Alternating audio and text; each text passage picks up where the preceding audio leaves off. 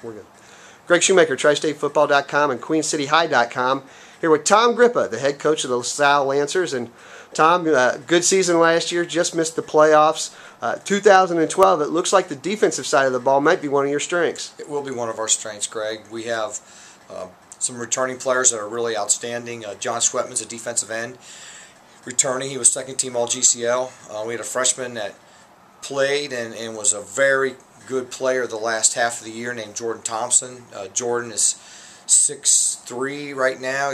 Last year he was 6'1", 240, 6'3". He's about 230 now because he's lost weight from basketball, but we're hoping he comes back at 250.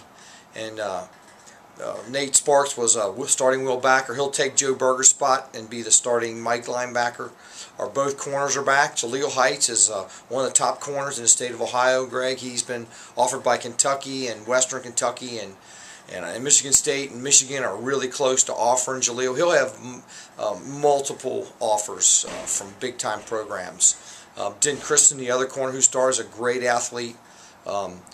Din's my size, so he's not going to be a big-time recruit, but he's a great athlete, and he's one of the strongest kids on our football team. He's really powerful.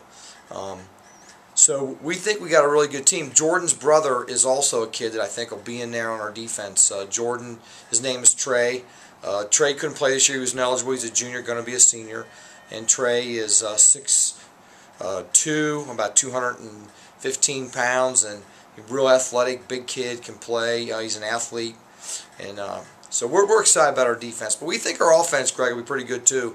We've got two linemen that I think got a chance to be big recruits. Dave Baumer is 6'6", 285. I mean, he's bigger than Ryan Leahy.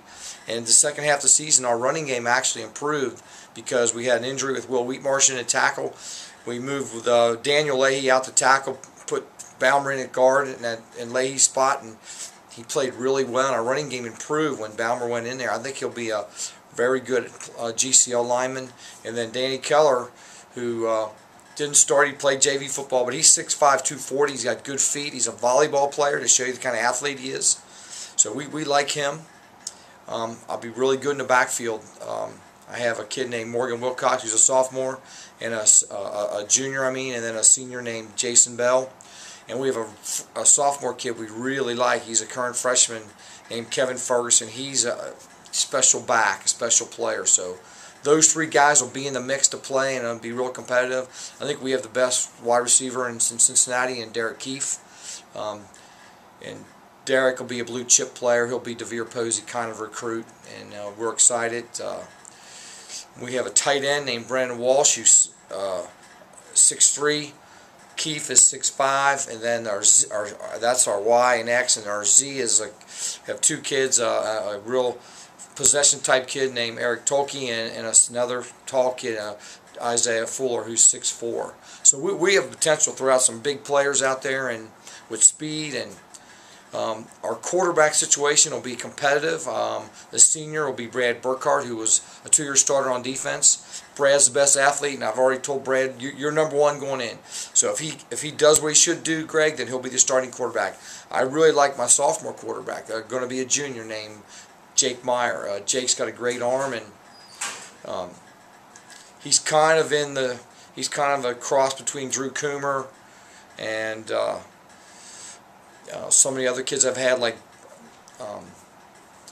Brendan Jones. He just has to grow up. He's just a kid. He's 6'2", about 200 pounds, but he's not a little guy back here, and he's got a cannon for an arm. And he'll give us that pocket game that we love to throw at people. So it'll be fun. It'll be a fun year. We're excited, and so can't wait.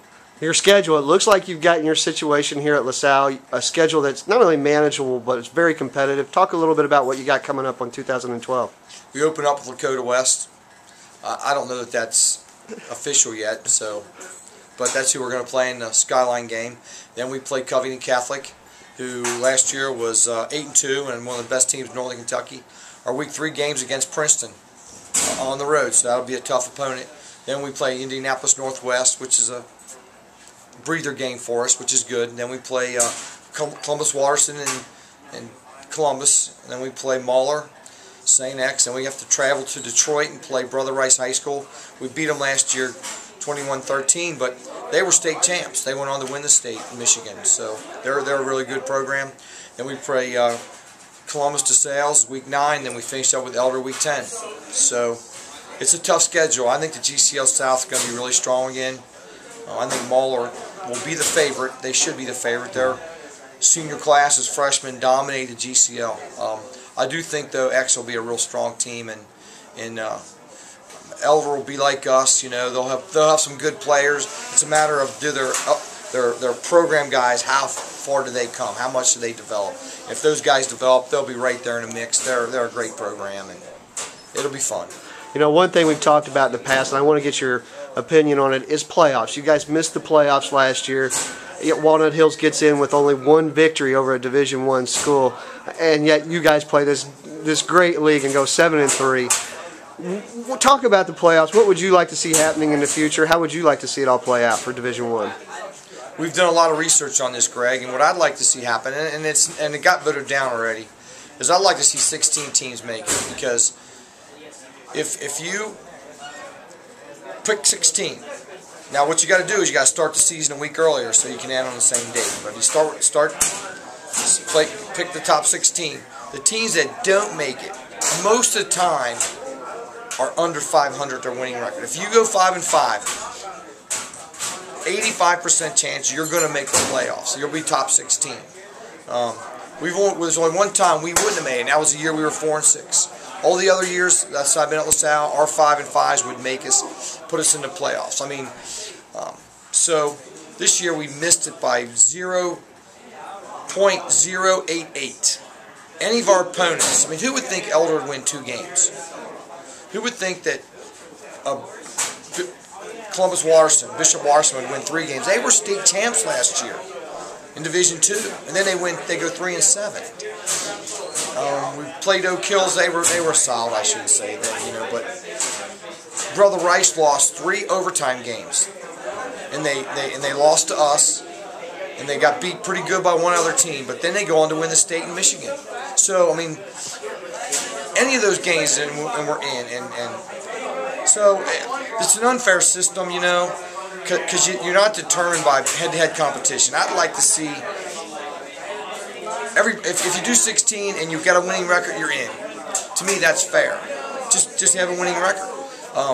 They say, well, it would even get hard. The argument is it'll get harder to schedule games, but I don't think it's going to get any harder for us GCL teams and the Centervilles and Coleraines of the world. I think it is hard now. So that is what it is. You know, we know that LaSalle, Moeller, Elder, we're going to have to schedule tough non-league games. That's just a fact of life. We're going to have to travel. That's a fact of life. And so, but give us a chance. If we can win 5 games, give us a chance to make the playoffs, you know, and get in there.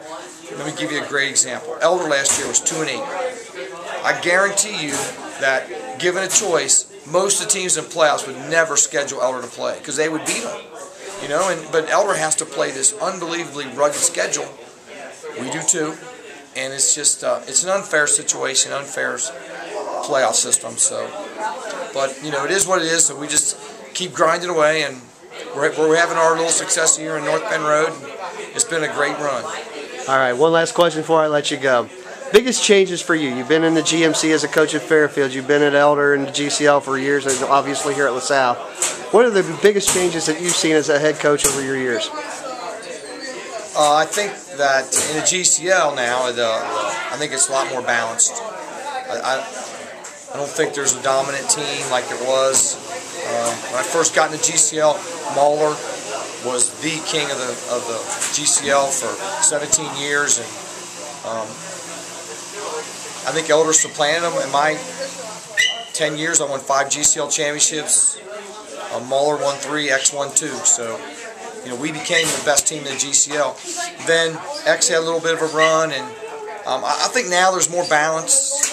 I mean, last year, LaSalle was GCL champs, and this year Moeller was the GCL champ. So, you know, I think there's more.